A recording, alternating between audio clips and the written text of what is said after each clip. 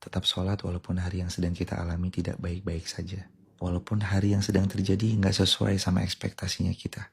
Kalau kita sholat, kalimat di awal udah kalimat yang indah. Alhamdulillahirrabbilalamin. Segala puji milik Allah, Rabbul Alamin, Rabb semesta alam. Sholat meluruhkan semua kegelisahan yang ada dan menyesakan dada. Sholat itu pembuka kesyukuran dalam dada agar datang nikmat berikutnya. Jangan sampai ninggalin sholat.